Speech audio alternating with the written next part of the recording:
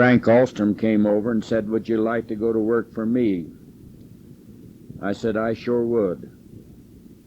So I was taken to Pine Lake, up around Pine Lake, and Joe Shakespeare was a sheep herder. And I was so little that I'd put the cags on in the empty alpogues, and then I'd have to pour the water in, and then I'd lead the mule back to the tent, and Joe'd have to unload it. Well, he had lots of little chores for me to do, and I stayed with him just to keep him company and do things that I'd get up daylight in the morning, and I could hear the bells on the mules, and I'd go out to the frosty ground and through the trees and sagebrush and find the mules and bring them into camp and grain them. I learned to do a lot of things while I was 11 years old. And I remember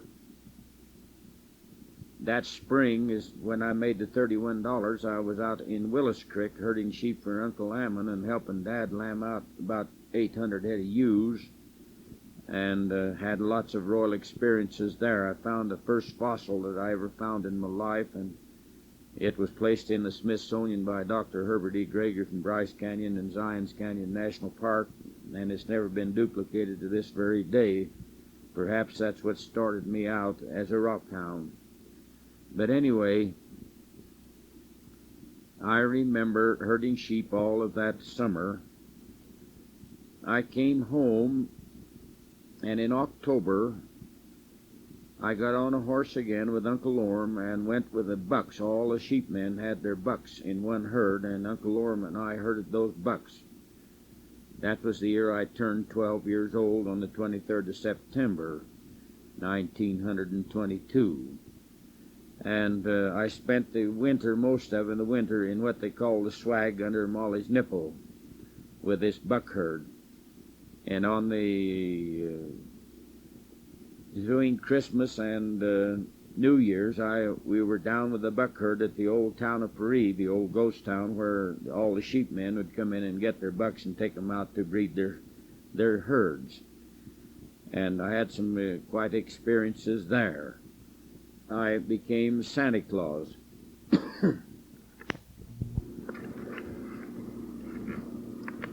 A Carlo family had moved into the Priya River because there was an awful lot of pine nuts. Everywhere there was pine nuts. They were from Colorado River drainage in the Colorado state of Colorado, and they'd brought their horses around down through the Colorado River drainage and finally come into the Priya Creek because they heard there's lots of pine nuts. They had a team of horses and a covered wagon, and that's what they lived in. They had several children. And one night, Uncle Orm and I was camped about a half a mile from where their place were, and a big rock slide come down just as we was eating supper. It was dark, and we ran out of that tent as hard as we could and went out into the creek bottom. Didn't know which way to go, but I never saw such glorious, beautiful fireworks in all my life. Those huge rocks coming down over those red cliffs, which is about 1,000 feet high, would leave streaks of fire. I guess it was friction burning, and it just be like long ropes of fire and sparks going in every direction. And I could hear the lady, Mrs. Carlo, up at her place screaming, just screaming to the top of their voice, and her children was crying and screaming, and the old man was jumping around and screaming, but she was saying, "It's the end of the world, it's the end of the world." Well, it certainly sounded like the end of the world, but we couldn't tell much about it.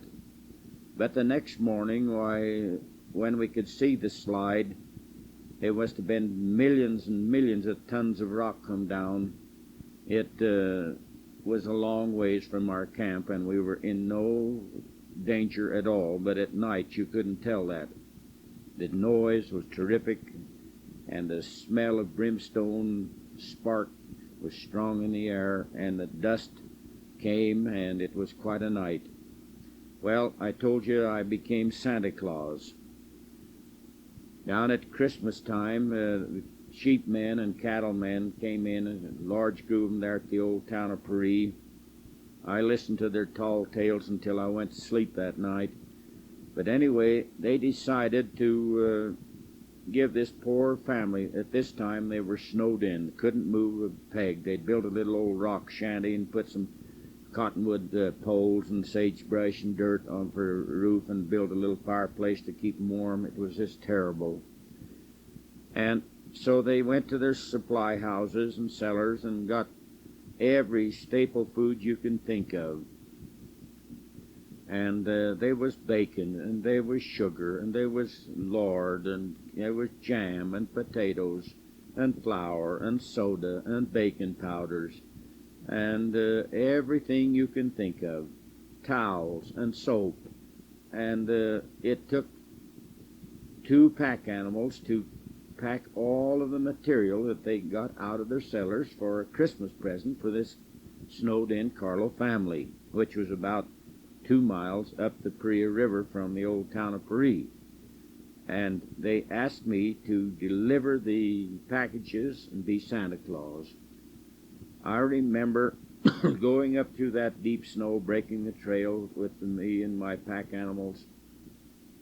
It was cold. The breath, as it left my lips, I could see it making a fog out in front of me.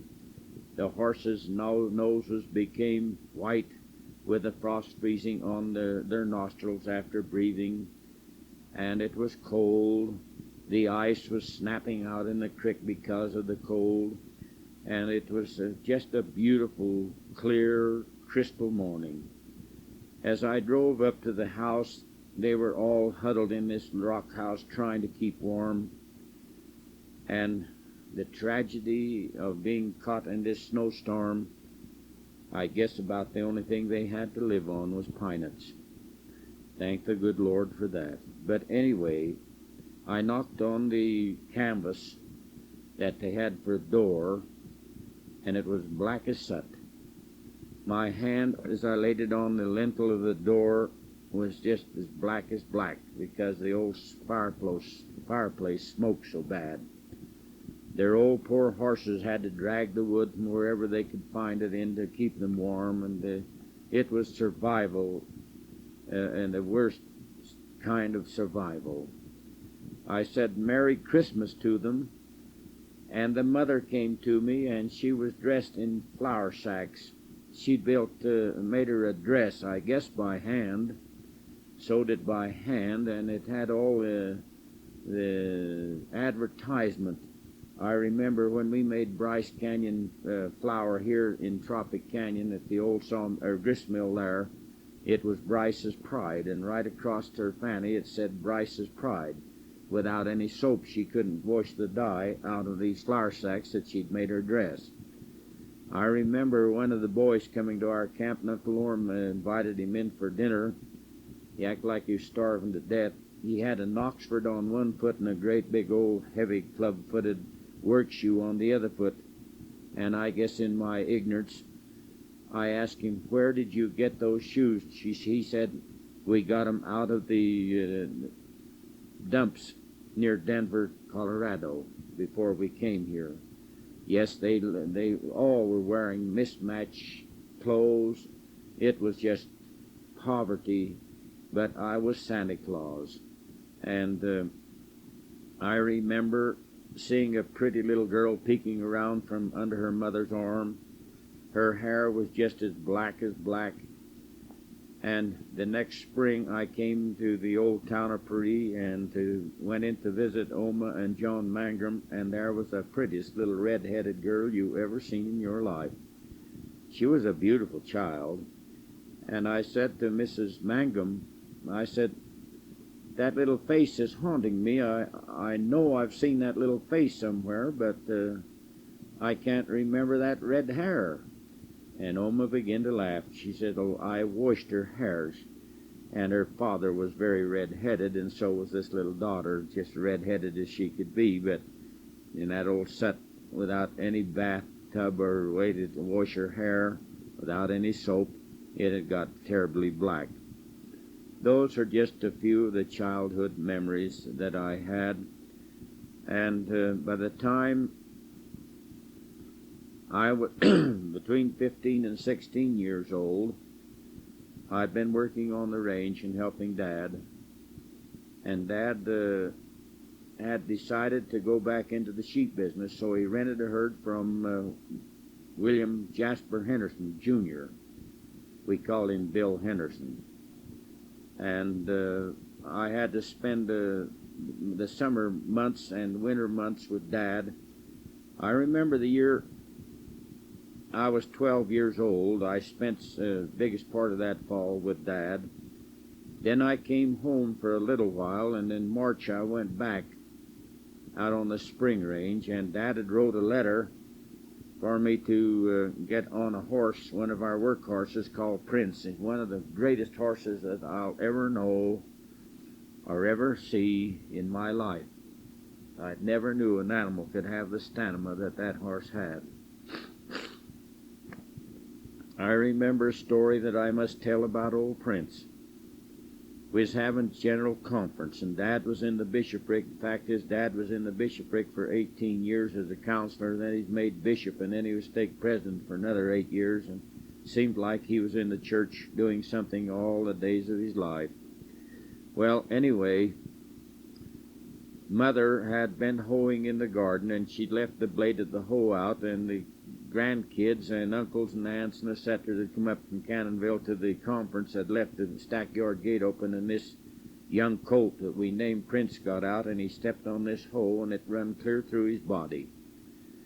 And as it was sticking out between his hind legs, and about 1.5 feet, and Uncle Orm and Watts Agner, I remember, pulled it out. And Dad was down in the field irrigating, and when he got home, why, he wanted to shoot the horse and said it can't live, it'll die. And Uncle Orm wouldn't let him. And Uncle Orm bathed that horse's wounded parts for days and days. And I can remember the horse laying down on his side, just groaning in pain and fever and suffering. Dad wanted to shoot it, and Uncle Orm wouldn't, and it outgrew that and became the greatest horse we ever had. We had many, many hundred horses in our lifetime, but that was the greatest horse. And I was riding this horse this time, but Dad had wrote me a letter and said come down, and I rode about 45 or 50 miles that day. I left at this daylight and rode clear down what we used to call the dives in West Clark Bench, or East Clark Bench, almost down where you could look off on the ledges to Lee's Ferry. That was the longest ride I ever made in my life. Just think of it. I'm just 12 years old, and I'm riding clear down there. Well, I stayed with the sheep, and finally it came time that I made up my mind I'd never get any more education. But one fall, Aunt Lois came to our place and stayed with us in Tropics. She was from Monroe, Utah. Her husband had been gassed and shell-shocked in the First World War, and he went berserk, and they had to confine him in the state mental. And Aunt Lois had chores to be done, and she come and asked that if I wouldn't go and live with her and go to school and do her chores, which was late in the fall. School had already been going about a month. But I went down and enrolled and went to school in Monroe, and had a great time there. I learned to do a lot of things that I hadn't done in my life. And Dad wrote me a letter in April, and I had to come home, so I never finished out that year of school in Monroe. And I went on the range, and I stayed there for many, many, many years. And oh, though it was a drudgery to herd sheep day in and day out, yet it was a museum of time. It was an educator. I seen lots of territory. I began to study the geology and morphology of the earth, and I began to find much joy in every nook and corner of Mother Nature. This was what I loved to do. But going back to some of the highlights of my childhood, before I was 8 years old, I'd found an old coal oil can. I guess it'd hold about 5 gallons. It was rusty. The lids that went on the spouts, it had an opening to pour coal oil in and a smaller opening to pour it out, where the lids had rusted off. But I found out if I put my mouth over the little one and sang into the can, I could make all kinds of tones. And this I found I could entertain myself, and it brought me very much joy. The old Hebraiting, when he was building the bedroom and the living room on the old 2-room house, said that boy is just like an orchestra. He can do anything on that thing. And I remember playing on that thing, and I learned to do many, many things. I remember in the old grove down where the park is now, we used to turn the ditch water in a hole, and that's where I was baptized when I was 8 years old. Alice Lee, a convert to the church, she was a beautiful girl, and she was engaged to Uncle Woodruff, and he died before they were married after the World War flu epidemic. But anyway, she was baptized into the church, and I was baptized with her because I loved the Lee family, and I loved Alice, and I wanted to be baptized with her. And I don't remember much about my baptism, but it was in the grove, cottonwood trees all around me, and this little inch board-sided hole was full of ditch water, and there's where I was baptized. But I remember going down there, a bunch of ministers come in, Christian ministers. I don't remember what denomination they belonged to, but one of them said that he was the only man in the world that could imitate an instrument. And he'd put his hand on his cheek and he'd play tunes out through a crack in his mouth that sounded like a cornet. I watched him very intently, and I thought, well, if you can do it, so can I. Well, I found a little old piece of looking glass that had been broke out of a looking glass, and so I mimicked. I put a crack in my lip. I put my hand on my cheek, and I began to work at it, and it wasn't very long until I was tooting my own horn. And when I tooted in this old coal oil can, that's why it sounded like an orchestra.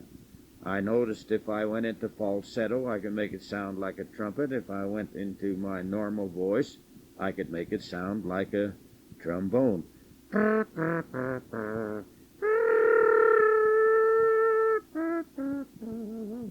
And I could listen. He could warble a little bit with his tongue, and I began to practice, and it wasn't very long until I could warble like the birds.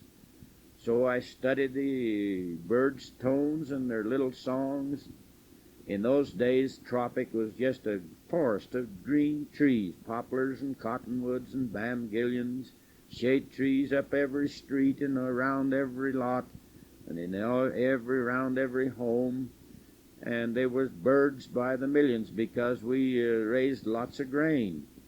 And these birds all had their songs at the beginning of the day, and a lot of them throughout the day, and closing the day, the meadowlark, the robin, the blackbird, and the mockingbird, and the canaries, the little yellow-breasted canaries. Oh, it was quite a museum, this lovely valley that I was born and raised in when I was a child. So much to see, to learn, to do. And I would listen to them trill and warble.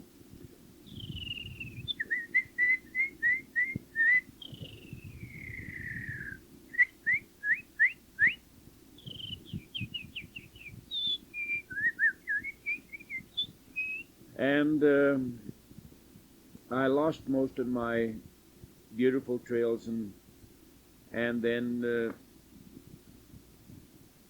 come a time when I went to primary, and Mother, she coaxed me on a little song, for the Bible told me so, and I knew it backwards, forwards, and every way, but she give me 20 cents. Just think of that, 20 cents. 2 little old silver dimes, and oh, was I proud over them. That's the most money I'd seen in my life. That was all my own. She said, you can spend it for whatever you wanted. Now, you know, a nickel would buy more candy than a dollar will now, and I could just see that how much candy that 20 cents was going to build. Well, I had to earn it. So I got up in front of the primary, and I started out and I sang to the top of my voice the first verse, for the Bible told me so. And I sang the chorus, and then I was supposed to imitate the cornet. And it froze. I couldn't say a word. And I just stood there and stood there and stood there. Finally, I beat it from my seat and began to bawl. Well, I made up my mind right there and then that I'd never entertain again, not as long as I lived. Well, you all know that I had to get over that. I couldn't hide my talents under a bushel basket when I got a little bit older. I remember getting the chicken pox when I was a child, and the measles, and the whooping cough. I don't remember having much trouble with the whooping cough, but I do remember sleeping with Island when he come down with the mumps. Mother thinks I had the mumps, but I never did have any sickness or any sign of mumps. I don't know why, but I didn't. And from the last time that I had a virus contagious disease was chicken pox, and I've never had anything like that since. But anyway, Uncle Lorm come down to see how the family was doing. Dad was out on the range, and Uncle Lorm came down, and when he looked at Island, he began to laugh. He said, I didn't ever think the man in the moon would have a face down on earth, but he said, that face of Island's is the nearest to a moon I've ever seen. His mumps had swollen up so bad that his nose was covered up, and he almost had to pry his lips open to find his mouth. He was certainly the fattest little face that you ever saw in your life. But if I had mumps, they were so light that I never knew it. I remember many, many funny things that happened in childhood. We had a great big tall cupboard, and Mother had her dishes in there, and she placed some bowls, and Island got down from the table when he was a youngster, got a chair and climbed up on this cupboard and tried to reach up and get one of these bowls and pull the cupboard down on top of him with all of Mother's dishes. Oh, if you ever seen a lot of broken crockery, it was all over the floor. Island was bawling to the top of his voice, and these hardships come. I remember one time that I'd tasted honey, but I'd also tasted some peaches, and the old man Gilger had a lot of beehives under a luscious peach tree, and oh, they were red and yellow and just shining in the sunshine, and they were delicious, and I'd eat some of them, and I was about 2 years old and going on 3.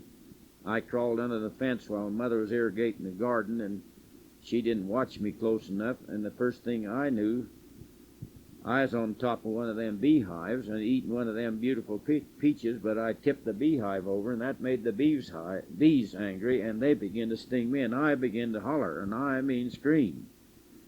Well, Mother come and rescued me, got stung herself, and Mother told me, she said, we pulled 15 stingers out of one of your ears where them bees had nabbed me, and good thing I had clothes on or they'd have stung me to death. Another time, I had an uncle named Ammon Davis. He'd manned Ordine Reynolds, and they lived up where Malin or Bishop Meekum lives, right close to the schoolhouse now. And I had to do her chores. I was big enough to do her chores. I must have been 8 or 9 years old. As I went by Ben Baugh's place, why, he was extracting honey. He hollered at me, said, "Son, go over on the other side of the street. Stay that way all the way around." And he said, "Maybe these bees won't hurt you. I'm extracting honey." Well, Mother had bought me a brand new straw hat, and I'd put this straw hat on. Oh, I was proud of it. And I was going up to show Aunt Ordine my new straw hat and do her chores. Well, sir, them bees caught me, right over where Irma lives now.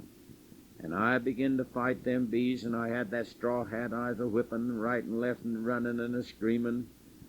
And when I got over to Aunt Ordine's, I had just a little bit of the rim of that hat in my hand. The rest of it was beat to pieces. Oh, there's little stories I could tell of my early childhood. It wasn't always sunshine. There was lots of shadows, lots of sadness. And I remember many of those things. My little sister Alice passed away, and I was over to Melford's and Theron Alstrom's across the street playing with them when my little sister passed away. As I grew up, I had many experiences as a young man, and I'll tell you more about those as we go on.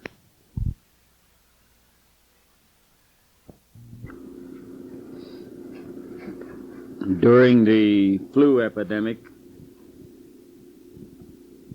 Ben Baugh was the mail carrier, one of the few people that was well. We didn't have any flu in our family. Dad was out on the range and afraid to come home. Didn't dare, and Mother and we just kept home, but I'd get certain packages of letters, and then I'd run and throw them over the gate in the front yard or onto the steps, wherever I could, and pass the mail. I can remember doing that when I was a child.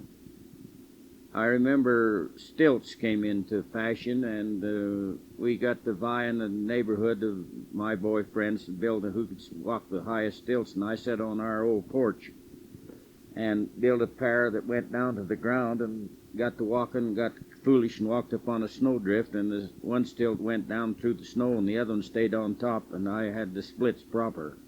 I cried and screamed for help, and Leo Cleo Riding over on the back street come and cut me loose and saved me from more horror and pain because I was really in trouble.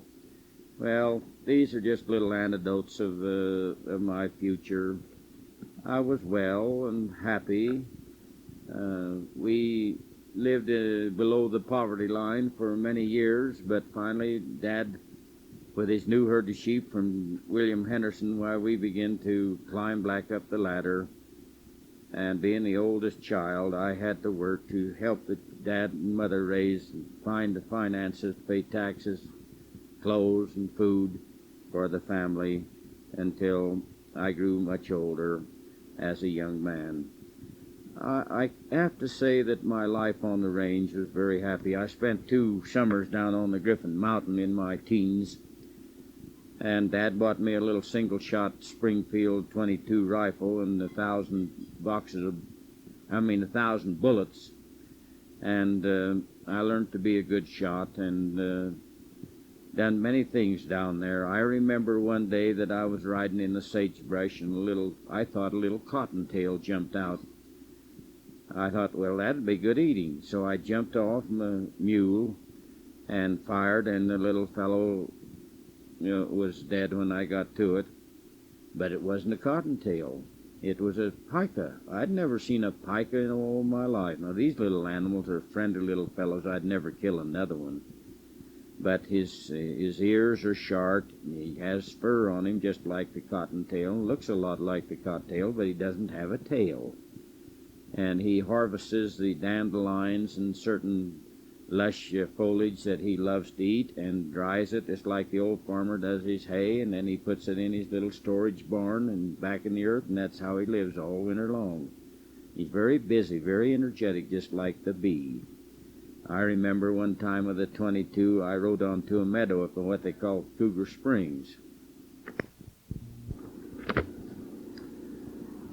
I guess the Home on the range part of my life was the greatest schoolhouse that I ever had, because as I studied Mother Nature and listened to her heart, I found out that I could trust her and that she never told a lie, and she became my book of memories. And how beautiful she was. For many years the saddle was my chair, and the ground was my bed ground, and the sky was my roof. And many a sagebrush fire and many a cedar fire and pine fire have I built to keep myself warm. And how beautiful it has been upon the mount. And just a little remembrance. Oh, give me a home where the buffalo roam, where the deer and the antelope play, where seldom is heard a discouraging word, and the skies are not cloudy all day.